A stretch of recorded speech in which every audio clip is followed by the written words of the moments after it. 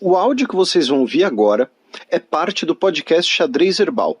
Caso vocês queiram ouvir mais sobre esse assunto e outros temas de política internacional, é só ir em xadrezverbal.com. Passemos agora para o primeiro bloco do Giro de Notícias. Notícia da segunda-feira passada, dia 29 de julho.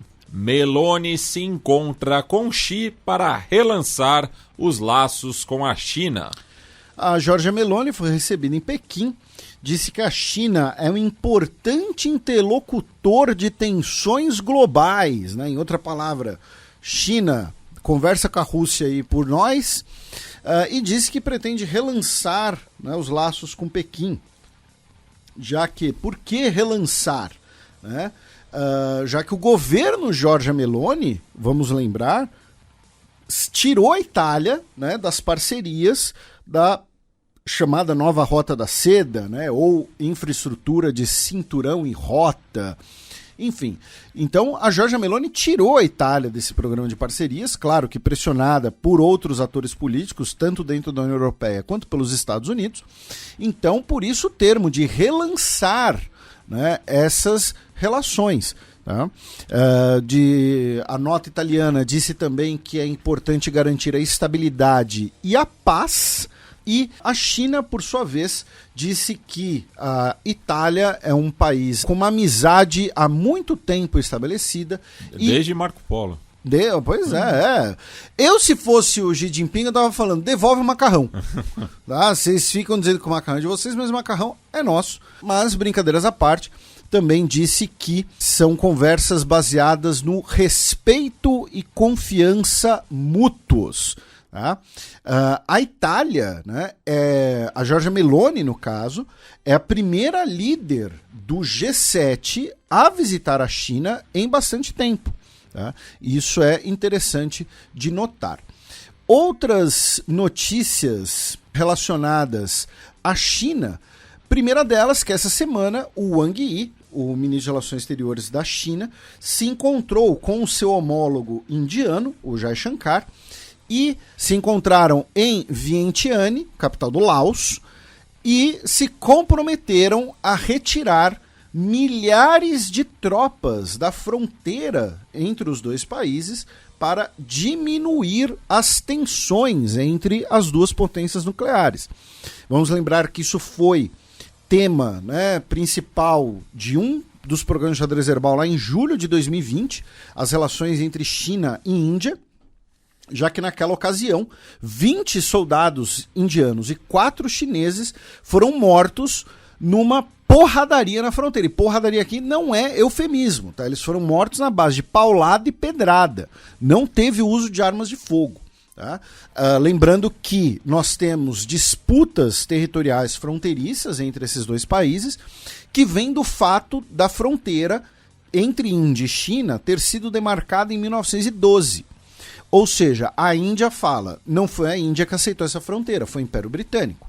E a China fala, não foi a China que aceitou essa fronteira, foi o separatismo tibetano, já que naquele período ali entre a Revolução de 1911 e a anexação chinesa de 1950, o Tibete foi independente. Então, a fronteira entre China e Índia foi estabelecida entre o Raj britânico e o Tibete. Então, nenhum dos dois países reconhece a fronteira como legítima. E, finalmente, tivemos nessa semana, tá, a notícia enviada pelo nosso ouvinte André Gonçalves Bidá, do primeiro comboio de navios contêineres chineses pela Rota do Ártico. Tá? E isso é uma notícia, isso sim é geopolítica e é uma notícia interessantíssima, que é uma coisa que já é especulada e comentada há muitos anos, há mais de uma década.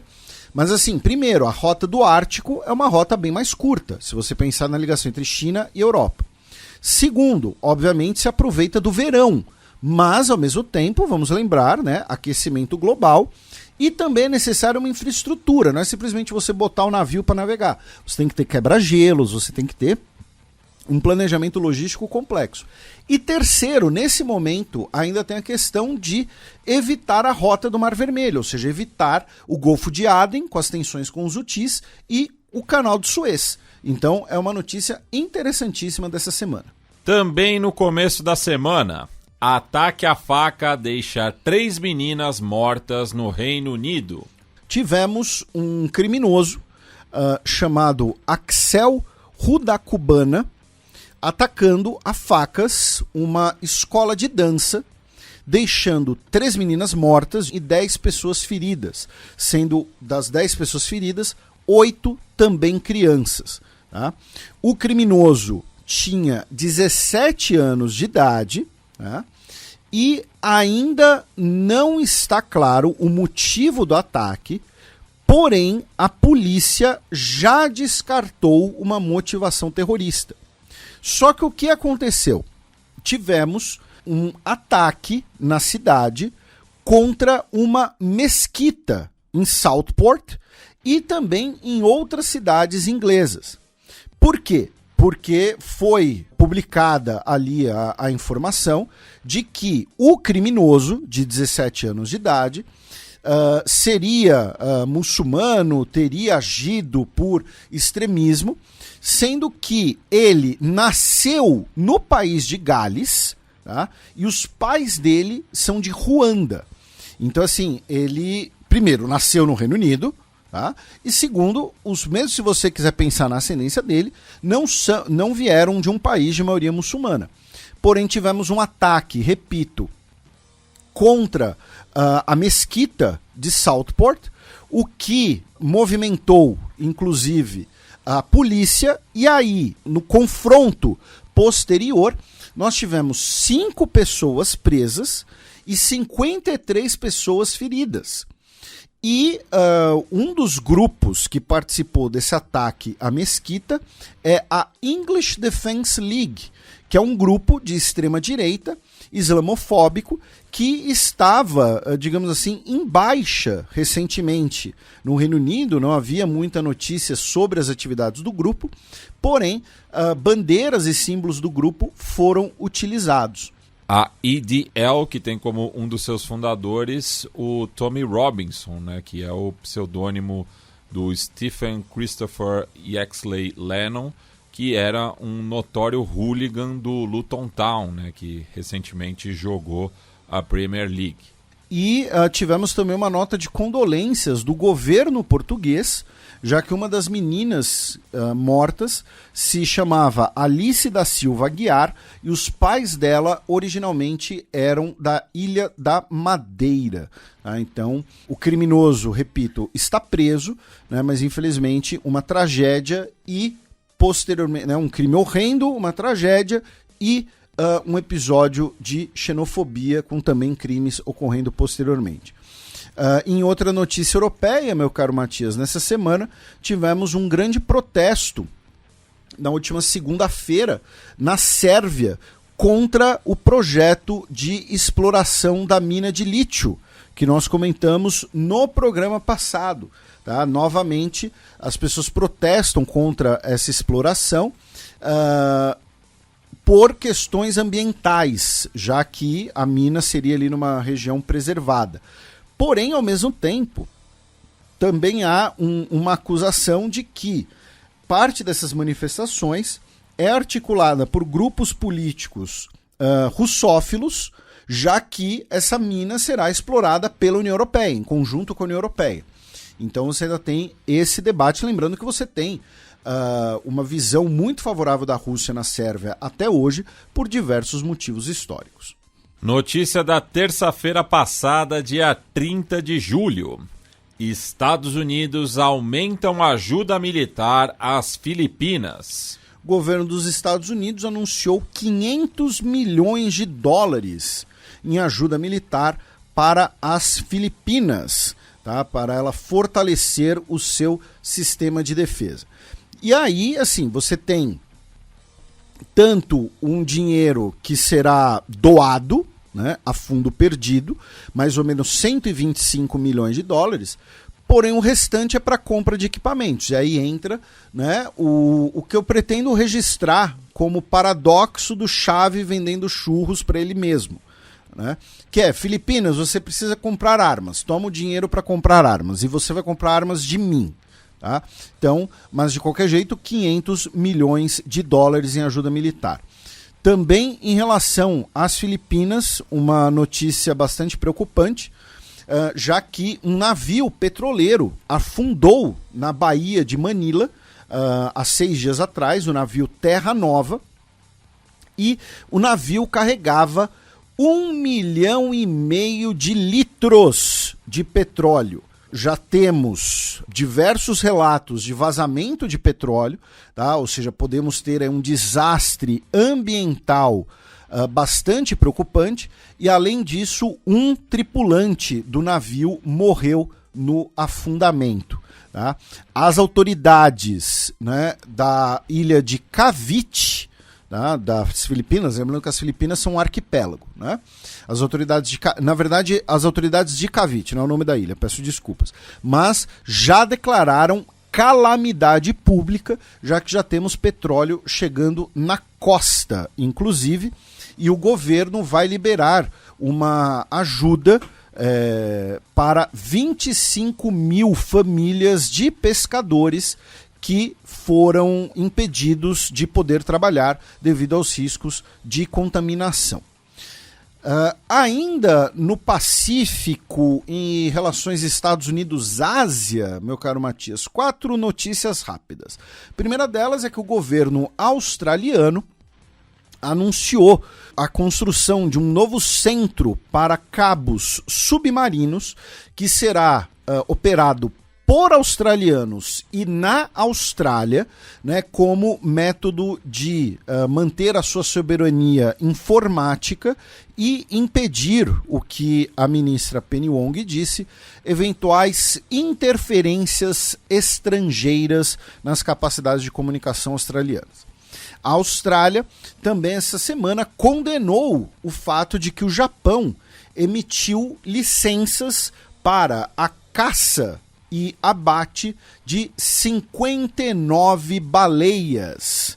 Tá? No caso, a baleia chamada de baleia comum, né? Ou baleia-fim, que tem um status de preservação de vulnerável. E o governo japonês emitiu licença para 59 mortes dessas baleias, tá? E o governo australiano criticou, até porque os navios baleeiros japoneses vão para as águas ao sul, né? E essa semana também o governo japonês pediu a extradição daquele ativista contra a caça de baleias que foi preso pela Dinamarca, que a gente repercutiu semana passada. Como o colo do capeta é que nem coração de mãe e sempre cabe mais um, nessa semana desceu o William Laws Kelly Jr., tá? Ele era um tenente do exército dos Estados Unidos durante a Guerra do Vietnã, e ele foi a única pessoa condenada pelo massacre de My Lai. Ele morreu aos 80 anos de idade, em casa, né, no que, infelizmente, um absurdo. Tá? E o massacre de My Lai deixou centenas, né, de pessoas mortas no Vietnã, incluindo atos de violência sexual e mutilação. Tá?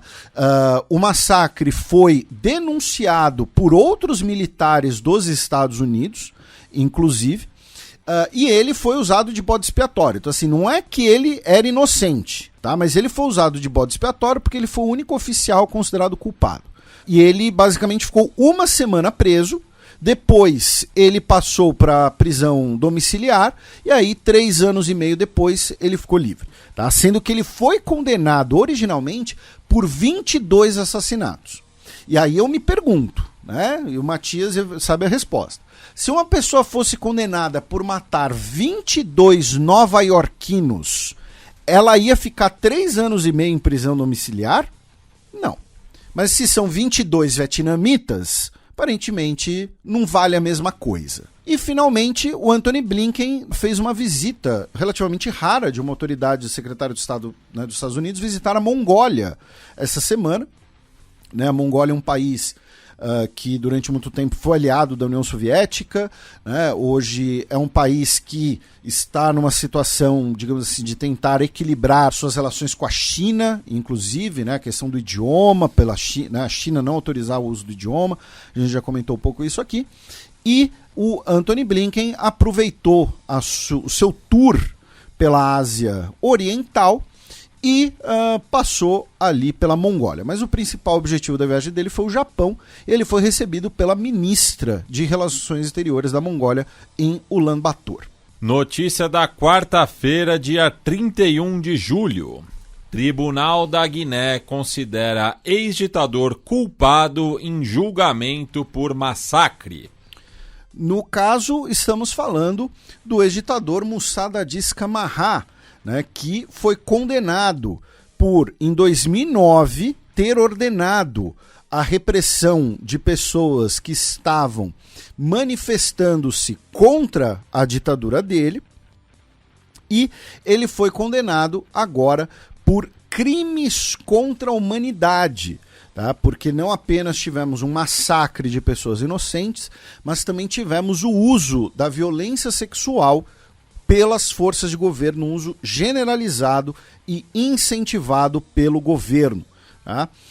Ele pegou 20 anos de prisão nessa primeira sentença, porém a sentença eventualmente pode aumentar. Tá? Pelo menos 150 pessoas foram mortas naquela ocasião, e ele e outros 7 comandantes militares do seu governo militar foram considerados culpados. Lembrando que hoje, né, a Guiné novamente é um governo militar, né, no caso liderado pelo Mamadi Doumbouya, né, que é a gente comentou, né, em 2021, quando nós tivemos o golpe que derrubou o Alpha Condé, e ele é um ex-integrante da Legião Estrangeira Francesa. Outras duas notícias da costa ocidental africana, meu caro Matias. A primeira delas é que tivemos grandes protestos na Nigéria essa semana, novamente contra a inflação, contra o custo de vida, né? Porque eu disse novamente, né? Recentemente tivemos uma greve geral pelo aumento do salário mínimo. A Nigéria está numa situação econômica complicadíssima. Tá?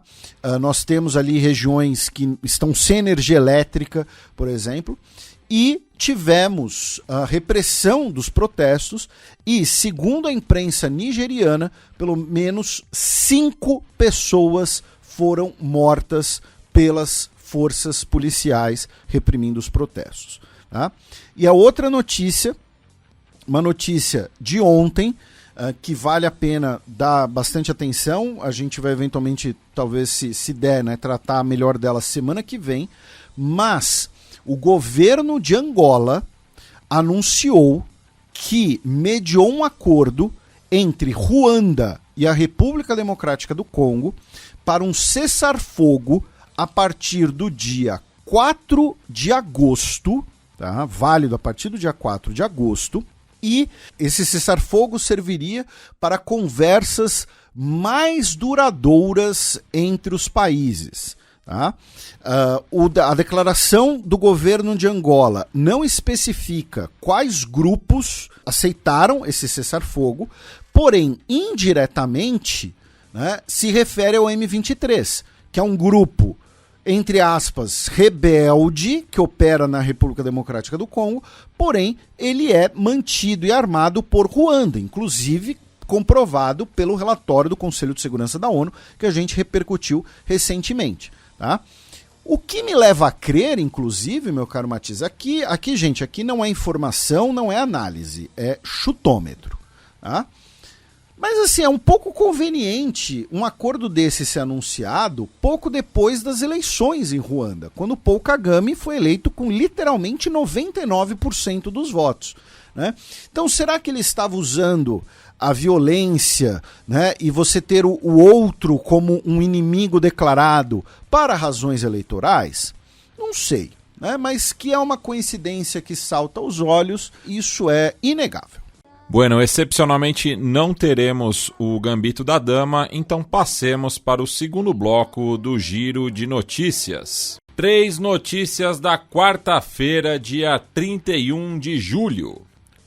Líder militar do Sudão rejeita a nova rodada de negociações após ataque com drone.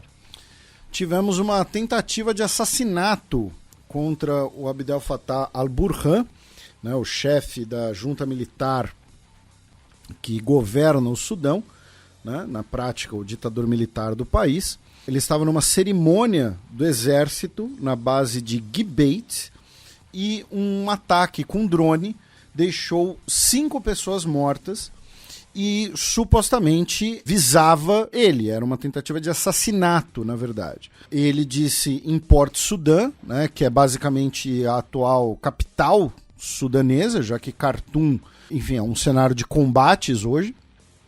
Ele disse então que a junta militar não participará das conversas na Suíça que ocorrerão agora em agosto, né? Quer dizer, iriam ocorrer sem um dos lados, não sei se faz sentido manter as conversas, né? Lembrando que recentemente tivemos a Etiópia, Estados Unidos, né, tentando mediar a situação. Então, a situação do Sudão já é uma tragédia, então é mais complicada ainda agora. E ainda no continente africano, combates no Mali deixam dezenas de mortos.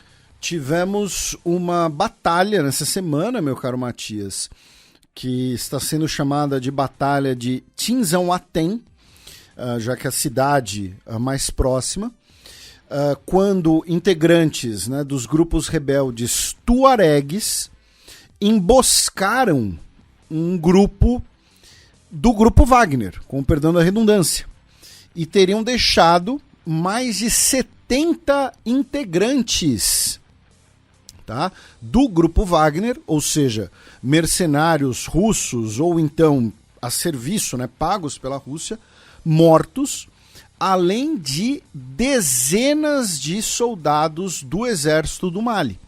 Tá?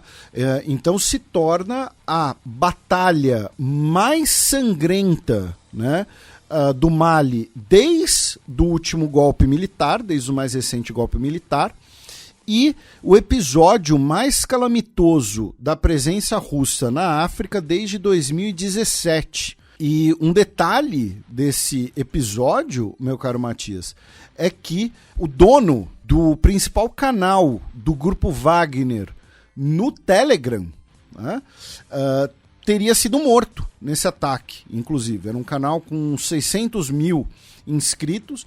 Eu, de vez em quando, entrava lá para pegar informações para o programa, inclusive. Informações, né, no caso, pró-Rússia, claro, sobre a guerra na Ucrânia. Então, enfim, isso tem repercutido bastante, né, nesses círculos pró-Rússia. E a Ucrânia, depois, afirmou que sua inteligência teve um papel nessa emboscada, tá? Que a Ucrânia que teria fornecido as informações para os tuaregues realizarem essa emboscada contra as tropas do Mali e da Rússia. E logo depois, no dia seguinte, melhor dizendo, nós tivemos um drone de Burkina Faso e um helicóptero do Mali realizando ataques aéreos contra as forças tuaregues, tá? Então, assim, isso eu estou sendo bem conciso, mas como eu disse, tem várias matérias da imprensa internacional para quem se interessar pelo lado militar, digamos assim, enfim. Então, assim, é um episódio que pode impactar bastante a presença, tá, militar russa no continente africano. Trump questiona se Kamala é indiana ou negra. Ele ficaria surpreso com o termo birracial. E eu coloquei no roteiro dessa maneira de propósito, meu caro Matias, porque você cantou essa pedra no último programa, né? Que assim, a sociedade dos Estados Unidos, ela é fundada em termos tão racistas que parece que eles não conseguem contemplar a ideia de uma miscigenação, de uma mulher indiana com um homem de origem africana, sabe? Com um homem negro, né? Jamaicano de origem africana. Então, assim, ela é indiana ou negra? Ela é descendente dos dois, ué, né? Então, assim... E sabe o que é bizarro, Felipe? Porque estão acusando a Kamala de esconder a negritude dela, que ela se apresentava como indiana ou sul-asiática, enfim. Só que, assim, a alma mater dela é a Howard University, que é uma das principais universidades históricas negras dos Estados Unidos. E o detalhe é que o Trump ele estava num evento com jornalistas negros em Chicago. Tá? Era a convenção da Associação Nacional de Jornalistas Negros, tá? Onde ele seria perguntado especificamente sobre questões raciais. E aí, abro aspas para o Laranjão. Ela sempre teve origem indiana e apenas promovia a origem indiana. Eu não sabia que ela era negra até alguns anos atrás, quando ela por acaso se tornou negra e agora quer ser conhecida como negra.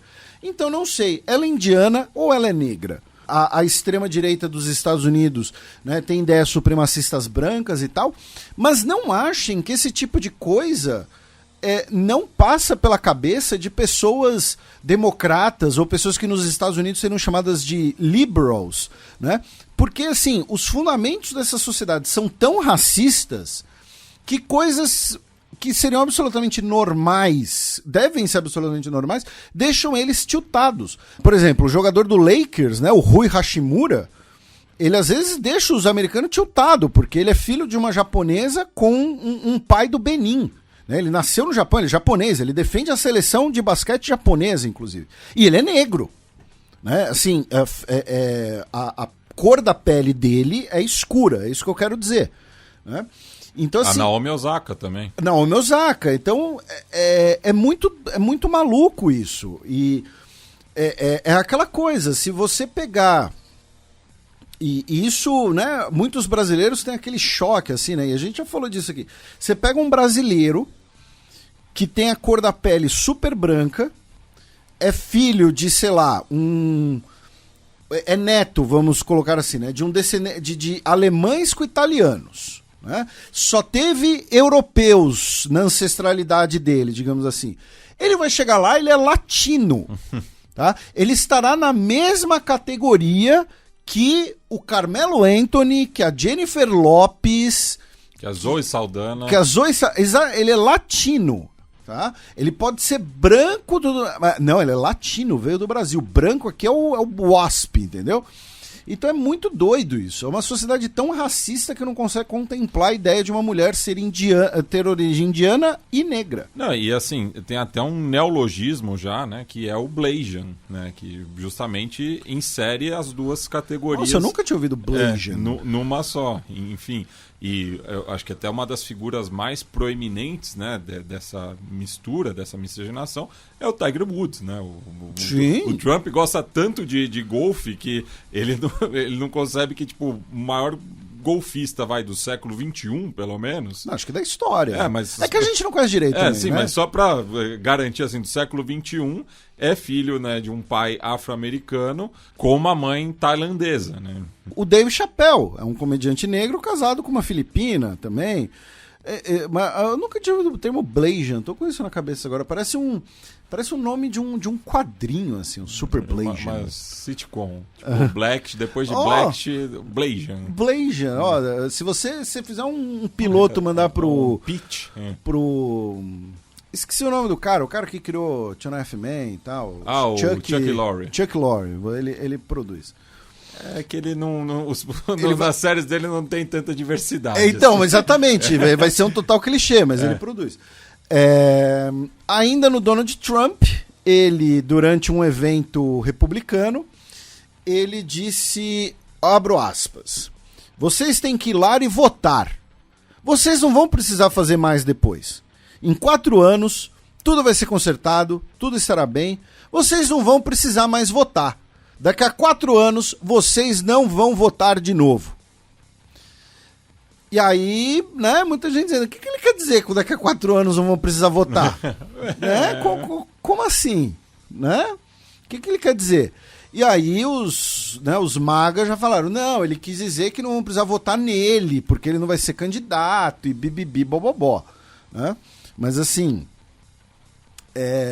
né, frases aí bem complicadas. Falando e obviamente, né, assim, bem complicadas é um eufemismo. Falando em questões raciais, o J.D. Vance, ele numa entrevista, lembra uma coisa que eu vi no Twitter agora há pouco, o J.D. Vance foi uma das pessoas que quando a Simone Biles disse que ia se afastar por questões de saúde mental, ele disse que estávamos criando uma geração de pessoas fracas. Aí a mulher vai lá e pula 15 metros de altura, queria ver a cara dele. Mas ele foi perguntado num programa chamado Megyn Kelly Show, e perguntaram para ele sobre, né, ele fala muito da identidade dos Estados Unidos e tal, mas ele tem filhos miscigenados, né? E aí ele fez uma defesa da esposa dele que eu, se fosse ela, tinha pedido divórcio na hora. Ele disse assim, bem, obviamente ela não é uma pessoa branca, mas eu amo a Usha e ela é uma grande mãe. Então assim, cara, assim, é uma coisa meio a Chiquinha defendendo o nhonho, sabe? Assim, não sei, esse é um cara esquisito. A Kamala Harris, essa semana, criticou o Donald Trump por dizer que por ele dizer, né, que não participaria dos debates, porque ela não é a verdadeira candidata e tudo mais, e disse que ele está fugindo, que ele precisa ser corajoso. E isso ela fez num ato de campanha em Atlanta, que é capital da Geórgia, né, que foi um estado decisivo, né, na última eleição, além de ser conhecida também como a Meca Negra, né? A Meca? É. Ah, mas porque tem muitos muçulmanos? Não, por ser tipo um pilar cultural afro-americano. Entendi. E falando em Kamala, segundo a imprensa dos Estados Unidos, essa semana ela vai decidir o seu vice-presidente, já que ela vai fazer um tour pelos estados swingueiros, levando o candidato a vice a tiracolo. Se fala muito no candidato, no governador da Pensilvânia, o Josh Shapiro, porém algumas pessoas têm comentado, na imprensa dos Estados Unidos, repito, tem comentado que ele está um pouco abaixo porque pelas posições dele em relação ao apoio incondicional a Israel. Ele inclusive é judeu. Segundo o nosso querido Gustavo Rebelo, o governador de Kentucky, o Andy Beshear, ele está aí disparando, né, e sendo um possível candidato, né, da chapa a vice.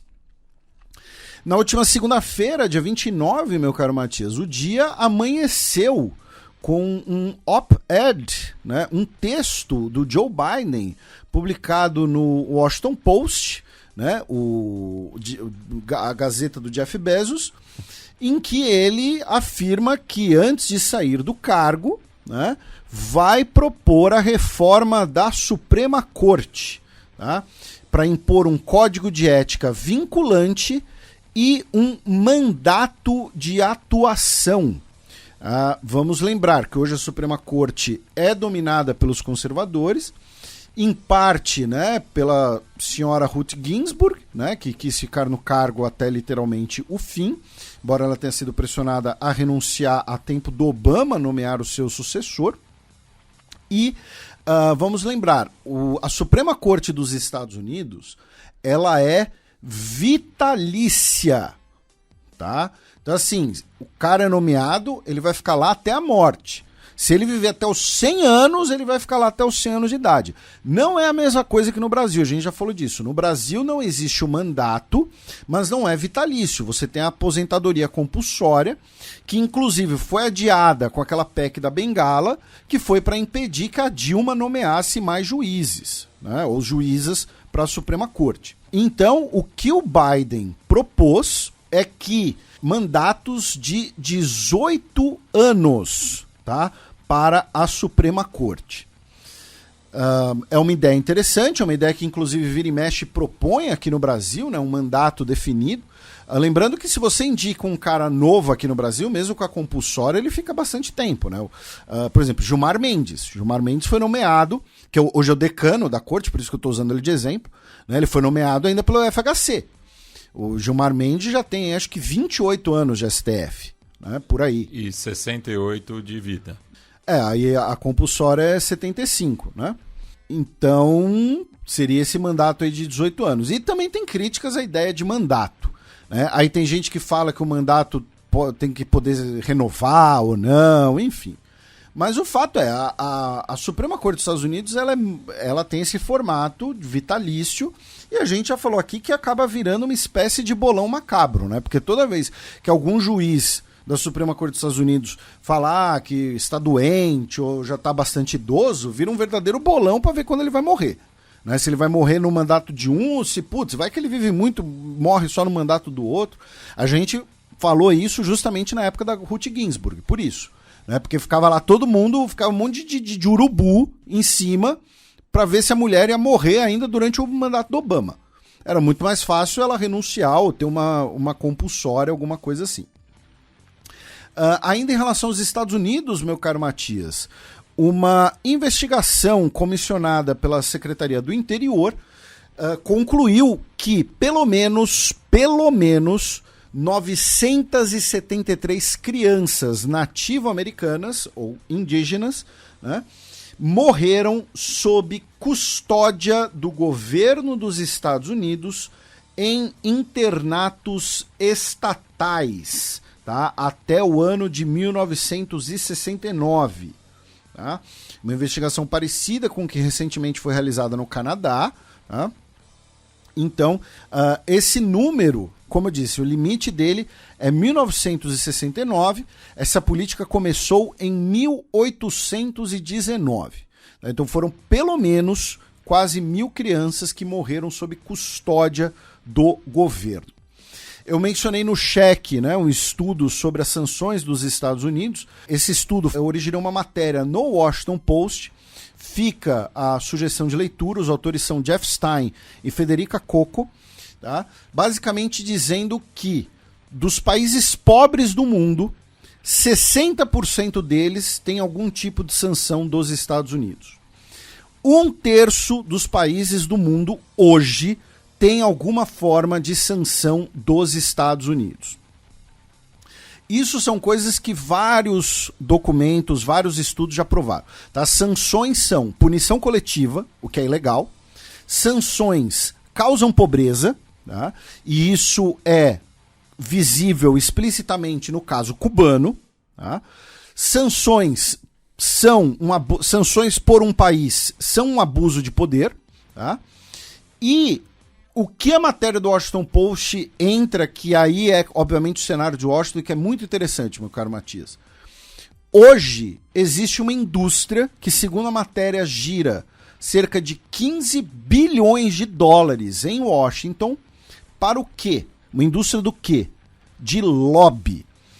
Para propor sanções ou tirar e manobrar em torno de sanções. Então, essa matéria é de quando? É dessa semana. Porque na terça-feira, dia 30, né, o senador Marco Rubio, republicano, anunciou, né, que vai encaminhar um projeto de lei para justamente punir mais rigorosamente pessoas dentro do sistema financeiro estadunidense que ajudem a mascarar sanções vindas da China, da Rússia e do Irã. Pois é, então você cria toda uma indústria paralela devido às sanções. Tá? Para ser mais preciso, meu caro Matias, a matéria é do dia 25 de julho. Tá? Então não é exatamente dessa semana, mas é justamente do dia do programa anterior. Né? Então por isso que não estava no roteiro anterior. E vamos lembrar, assim, a gente citou agora o caso da Venezuela. Venezuela e Irã se aproximaram porque ambos estão sob alvo de sanções. A Síria hoje tem uma economia baseada na produção de metanfetamina. Por quê? A economia formal síria foi esmagada pelas sanções dos Estados Unidos. E o Marco Rubio é um lobista das sanções a Cuba por motivos familiares. Isso. E o que acontece? A origem da política de sanções eram duas. Né? Primeiro, no caso de Cuba, né? Inicialmente as sanções eram para... Cuba não pagou o que as nossas propriedades em Cuba que foram desapropriadas valiam. Então vamos sancionar Cuba. E inicialmente o discurso ideológico por trás das sanções era: vamos impor sanções porque a situação interna daquele país vai deteriorar, então as próprias pessoas vão se mobilizar para derrubar o governo. Só que não é isso que acontece. As pessoas vão manobrar para poder sobreviver. Tá? As pessoas vão olhar e falar, Estados Unidos maldito, sancionou minha economia, então não posso mais operar no meu comércio, vou produzir algo clandestino. Ou vou vender o que eu vendia antes para a Europa, vou vender para o Irã, vou vender para a China, vou vender para não sei quem. As pessoas não vão ficar paradas. Muito menos os governos autoritários. Tá? Então, assim, a política de sanções generalizada dos Estados Unidos não produziu absolutamente nenhuma coisa boa na história recente. E é algo extremamente contraprodutivo para o próprio Estados Unidos. Tá? Porque a imagem do país... E aquela coisa, o americano médio, né, o estadunidense médio, muitas vezes ele fica naquele isolamento esplêndido, né? Não precisa aprender outro idioma nem nada, aí ele vê um monte de gente queimando a bandeira dos Estados Unidos e cantando Morte à América no Irã, alguma coisa assim, fica chocado. Mas por quê? Porque, por exemplo, no caso do Irã, eles estão sob sanções desde 1979. Né? Por que será que eles odeiam os Estados Unidos lá? Né? Então, é contraproducente para o próprio país, para a própria agenda exterior. É beneficente para quem? Para essas elites econômicas, para quem consegue contratar um lobista. Então o governo autoritário vai lá, paga bilhões para uma agência, para um ex-político, alguma coisa assim, e tenta contornar as sanções. Então, enfim, é isso. E abrindo o mês de agosto, notícia desta quinta-feira, dia 1º.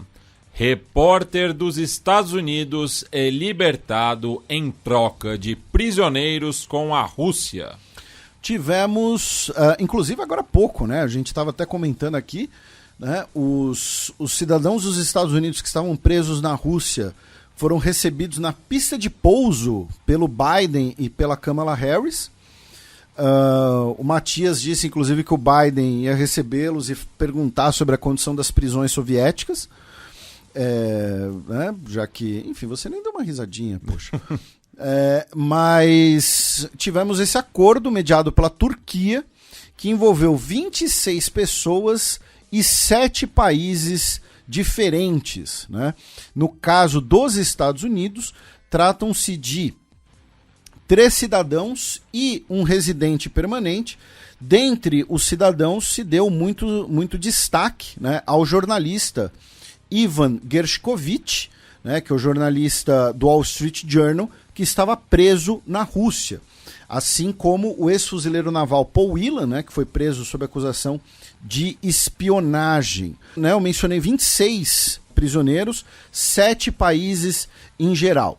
Né, porque tivemos também a soltura de dissidentes e opositores russos. Tá?